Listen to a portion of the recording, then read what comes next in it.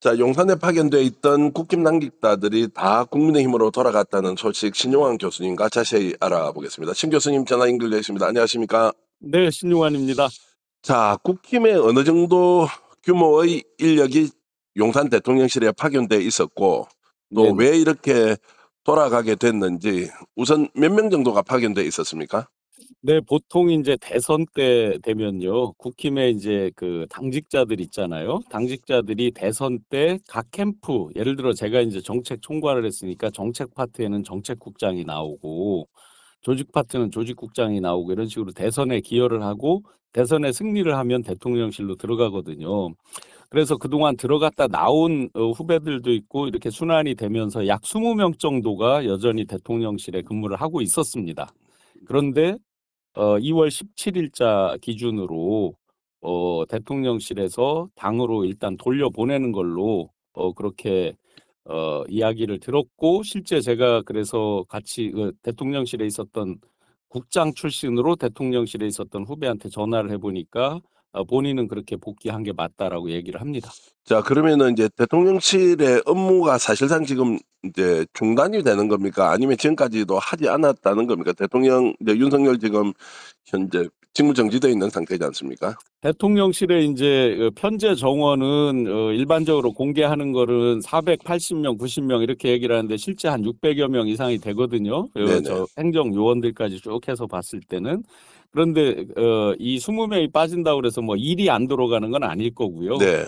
결국은 이제 일에 대해서 거의 정리 모드로 들어갔다라고 해석을 해볼 수 있겠고요. 또 한 가지는 그러면 왜 당에서 온 사람들을 먼저 돌려보낼까라고 해석을 해보면 당은 어쨌든 윤석열 탄핵이 거의 확정된다라고 이미 판단을 했다라고 추정이 되고요. 그러면 이들이 조기 대선 모드로 들어갈 텐데 조기 대선 모드에서 가장 중요한 건 어쨌든 당직자들이 기초 준비를 하거든요.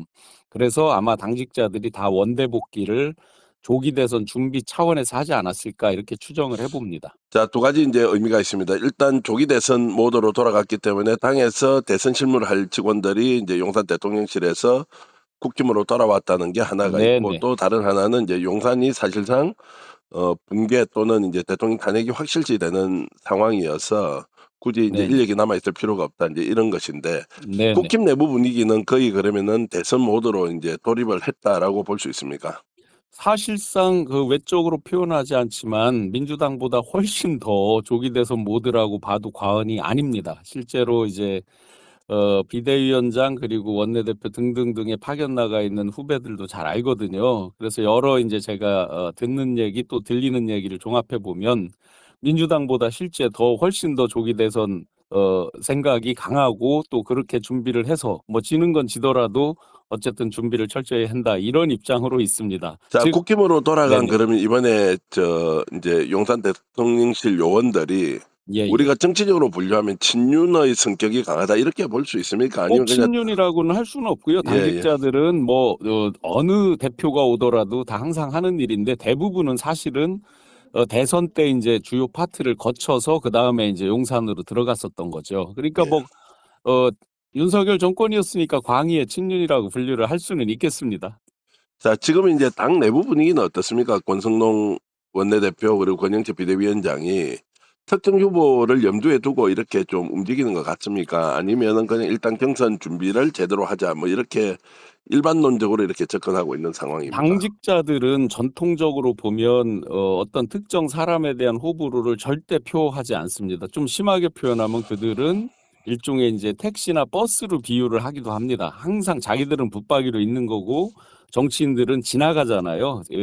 갑자기 어떤 잘못된 일로 낙마하기도 하고 대표가 바뀌면서 전체적으로 또 바뀌기도 하고 이런 것들을 많이 경험했기 때문에 특정하게 표를 내진 않는데요. 제가 확언 드릴 수 있는 거는 이들은 탄핵에 대해서 거의 100% 확신하는 거 한 가지, 또 한 가지는 왜 저렇게 해서 우리한테 짐을 주냐라고 윤에 대한 원망이 굉장히 많다는 거. 그다음에 좀 전에 질문 주신 거 세 번째 관련해서는 그 향후 당권에 다들 관심이기 때문에 비대위원장이나 원내대표는 특정 세력, 향후 당권을 주기 위한 대선은 어차피 쉽지 않다라는 걸 이미 알고 있고 향후 당권을 주기 위한 포석으로 특정 세력에 대한 반대 그리고 특정 세력을 옹호하는 이거는 확연히 갈려 있는 건 사실입니다.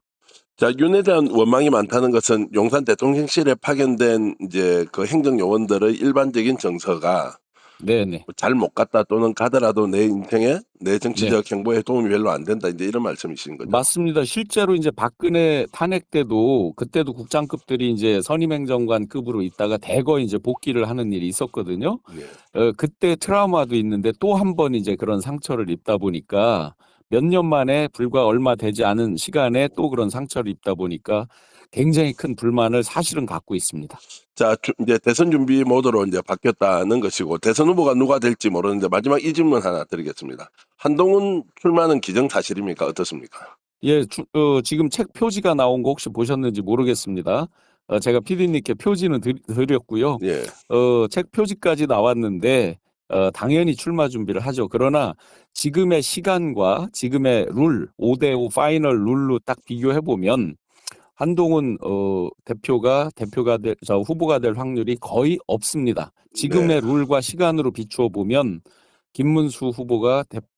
김문수 장관이 후보가 될 확률이 상당히 높아져 있는 건 현실입니다. 자, 그러면 당헌 당규를 바꾸지 않는 이상 지금 네네. 현재 룰대로 가면 김문수가 가장 유력한데 한동훈도 출마를 굳혔다 이렇게 이제 예, 전망을 그렇게 하겠습니다. 보는 게 맞겠습니다. 책 제목과 사진까지 다 오픈이 돼 있습니다. 알겠습니다. 자, 그런 내용 말씀 잘 들었습니다.